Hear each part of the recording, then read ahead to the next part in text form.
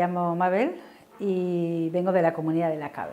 La Cabe es una comunidad de vida, es una comunidad intencional. Llevamos 37 años en un pueblito de Navarra y vivimos en comunidad entendiendo que nuestra búsqueda es un poco que esta búsqueda de los colectivos, de cómo tomar decisiones conjuntamente, cómo hacer para vivir y no matarnos en el intento, cómo llevarnos más o menos bien, cómo respetarnos, ¿no?, los ritmos. También cómo encontrar espacios de trabajo que no tengan que ver con este concepto tan mercantilista de nuestro tiempo y de nuestra disposición para regalar al mundo las cosas que nuestros dones, ¿no? Entonces, bueno, tiene que ver con todo esto, ¿no? Entonces, llevamos ahí 37 años, somos una comunidad rural, o sea, vivimos del campo, con el campo, en el campo, ¿no? Hacemos pan integral, que es nuestra principal fuente de ingresos. También tenemos algunas áreas formativas en las que compartimos nuestras habilidades, nuestros saberes y nuestros conocimientos, tanto sobre el terreno, el campo, la madera, el bosque, como sobre hacer jabones, como sobre facilitar asambleas o tomar decisiones de calidad. La práctica que han elegido y que hemos propuesto es una que tiene que ver con el poder, ¿no? También estamos en un momento en el que el poder está como presente y quiere ser como compartido, vivirse de una manera más horizontal. Hay que tener en cuenta que no se puede compartir lo que no se tiene, o sea que el poder hay que saber cómo lo ejerzo, cuántas de mis capacidades quiero y puedo poner a disposición de las partes colectivas, cómo es esto, ¿no? Y también todo el tema del liderazgo, también el espacio de las tomas de decisiones en la asamblea, ¿no? Cómo tomar decisiones de calidad, que permanezcan en el tiempo, que no se cuestionen al de 2 meses, que la persona que no ha estado la invalide, o sea, todo este mundo que lo estamos viviendo ahora mismo muy activamente en muchísimos colectivos, ¿no? Pues es algo que nosotras hemos llevamos 15 años trabajando este tema como a saco, ¿no? Como muy incisivamente, porque claro, cuando vives colectivamente hay decisiones que no te puedes permitir tomarlas y luego no cumplirlas o revocarlas al de 2 semanas. El gasto de energía es muy grande y no estamos para esto, ¿no? Entonces, bueno, tenemos como ya unas referencias de cosas que se pueden implementar para garantizar que las decisiones son de calidad y que puedan sostenerse en el tiempo y que le permita al grupo disfrutar del trabajo hecho y vivirse a sí mismo con una cierta calidad y un cierto logro sobre lo que acaba de decidir, ¿no? Y siendo capaz de implementarlo y de llevarlo adelante. A veces tomamos decisiones que las personas no podemos sostener y entonces esto también es un fallo del colectivo, no es de las personas. A veces tomamos decisiones que luego las personas que las tienen que vivir no las pueden vivir y el colectivo se ha sobrado ahí, o sea que se toma una decisión y las personas luego no son capaces de llevarlas adelante, ¿no? Ahí está también todo el tema de cómo formar a nuestras personas, cómo sostenerlas en los procesos, cómo cuidarlas, ¿no? Entonces, bueno, pues esto es un poco la práctica que hemos venido a ofrecer, ¿no? Y también está esta parte del cuidado, ¿no? El cuidado de los procesos también. Bueno, el mayor logro ha sido llevarla a la práctica, o sea, hemos hecho todo un proceso de mucho tiempo de ir viendo lo que funciona y lo que no funciona, lo que sostiene y lo que no sostiene, ¿no?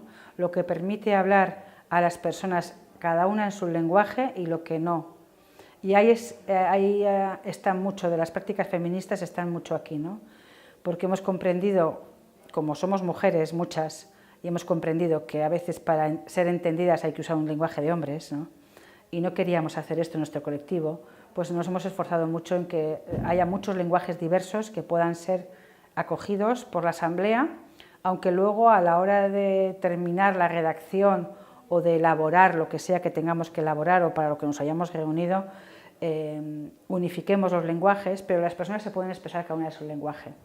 También hemos trabajado mucho en facilitación de grupos, de manera que las personas que facilitan este tipo de asambleas tienen la capacidad de recoger la información valiosa que hay detrás de cada lenguaje, ya sea un dibujo, un movimiento, un gesto, una palabra, una emoción, ¿no? Que igual le estás diciendo, ¿y esto qué tiene que ver con si invertimos 10.000 euros en este proyecto o en el otro? Pero todo tiene que ver porque todo es información que viene a darnos, digamos, como posibilidades de resoluciones diferentes, ¿no? Y esto es lo que nosotras hemos trabajado durante estos años, ¿no? Hemos cambiado muchas veces el sistema y quizás las garantes de de esto hayamos sido siempre las mujeres, ¿no? Como esta parte de este sistema no vale, nos sigue invalidando algunos lenguajes, hay que seguir ampliando, hay que como continuar abriendo espacios de posibilidades, ¿no? Entonces esto es algo que desde nosotras lo teníamos muy claro, ¿no? O sea, como queremos poder expresarnos tal como somos y como mujeres que somos, ¿no? Queremos estar todo el rato traduciéndolo a un lenguaje mucho más patriarcal, ¿no? Quizás también muy formal, ¿no? Entonces, bueno, pues ahí ha sido una de las cosas que hemos hecho. La debilidad de este sistema es que a veces si la persona que facilita no ha hecho bien su trabajo o no tiene suficientes registros para traducir todos los idiomas o todos los lenguajes que llegan, pues a veces los resúmenes se quedan un poco cortos o no se recoge toda la información. Pero como siempre tenemos la posibilidad de completarla, pues bueno, ¿no? Pero también esto obliga a las personas a estar al loro para ver si sus expectativas sobre lo que querían decir han sido recogidas al 100%. Sí, esto es algo ya que implementamos hace muchísimos años porque vimos que era como imposible tomar decisiones de largo alcance si no habíamos trabajado el espacio emocional, ¿no? Porque las decisiones que tomábamos a nivel de la mente podían estar bien tomadas, pero luego las emociones hacían que no se pudieran sostener, ¿no?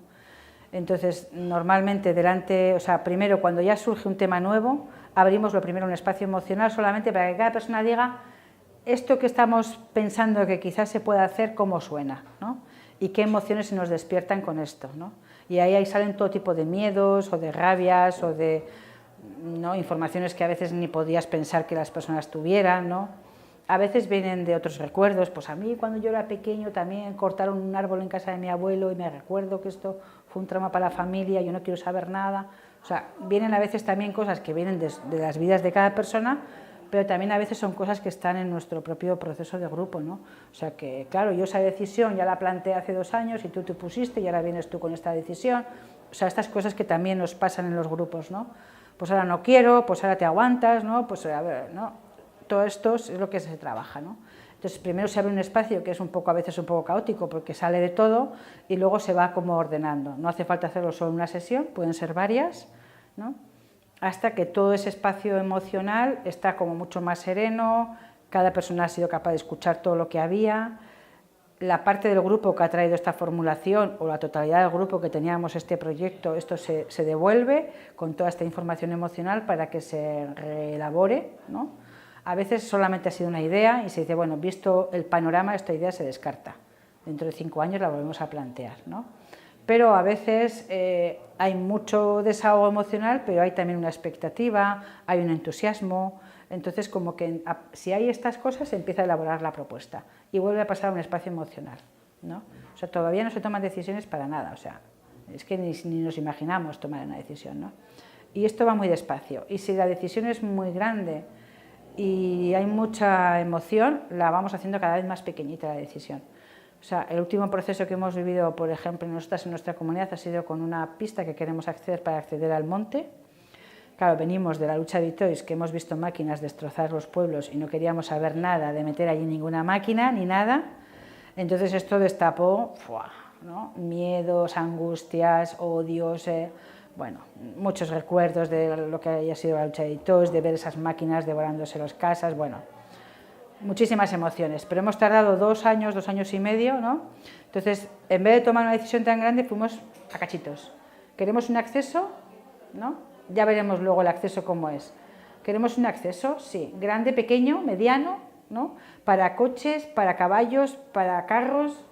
Vamos tomando las decisiones a cachitos hasta que tenemos un dibujo. Y a partir de un dibujo ya un poquito más grande y más sólido y que las personas nos sentimos capaces de sostener, es cuando hacemos un proyecto y cuando lo planteamos, ¿no?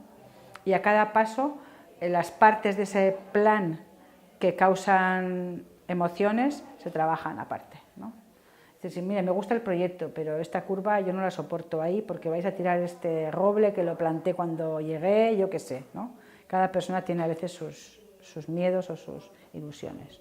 Entonces, ahí las decisiones cuando se toman, ya respiramos.